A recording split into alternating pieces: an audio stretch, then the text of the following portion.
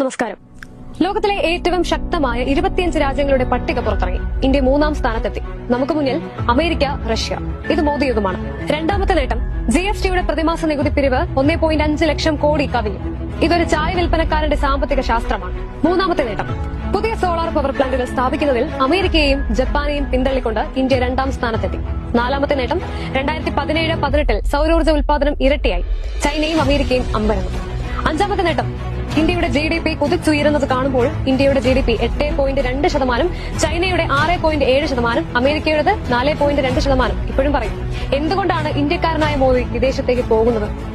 ആറാമത്തെ നേട്ടം ജലം, കര, ആകാശം എന്നീ 3 മേഖലകളിൽ നിന്നും സൂപ്പർസോണിക് മിസൈലുകൾ വിക്ഷേപിച്ച് ലോകത്തിലെ ആദ്യത്തെ രാജ്യമായി ഇന്ത്യ മാറി.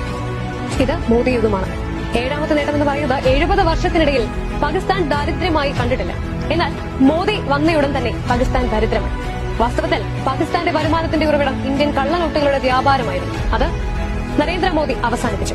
എട്ടാമത്തെ നേട്ടം ഒരു കാര്യം മനസ്സിലായില്ല. 2014 കോൺഗ്രസ് പ്രതിരോധ മന്ത്രി AK ആന്റണി പറഞ്ഞിരുന്നു, രാജ്യം ദരിദ്രമാണ്, ഞങ്ങൾക്കൊരു ചെറിയ ജെറ്റ് പോലും വാങ്ങാൻ കഴിയില്ല. റഫാൽ പോകട്ടെ, പക്ഷേ നരേന്ദ്രമോദി ഇറാന്റെ കടം കയറ്റി റഫാൽ ഇടപാട് നടത്തി.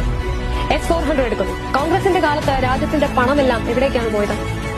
ഇനി 9-ാം നേട്ടം സൈന്യത്തിന് ബുള്ളറ്റ് പ്രൂഫ് സ്കോർപിയോയുടെ സംരക്ഷണ കവർ ലഭിച്ചു. ജമ്മു കാശ്മീരിൽ സൈന്യത്തിന് 2500 ബുള്ളറ്റ് പ്രൂഫ് സ്കോർപിയോകളാണ് ലഭിച്ചത്.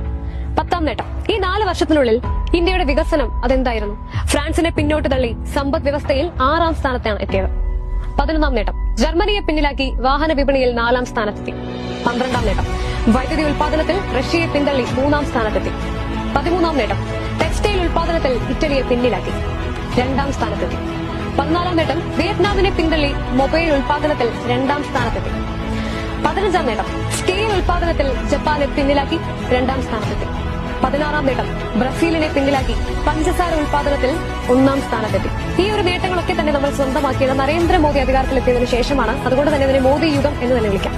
മോദി സർക്കാരിന്റെ കീഴിൽ താഴ്വരയിൽ നിന്ന് തീവ്രവാദികളെ ഉന്മൂലനം ചെയ്യുന്നു. 8 മാസത്തിനുള്ളിൽ 230 തീവ്രവാദികളെ 72 ഹൂറികളും പാൽപ്പുഴയും മദ്യപ്പുഴയും ഒക്കെയുള്ള സ്വർഗത്തിലേക്ക് അയക്കുന്നു.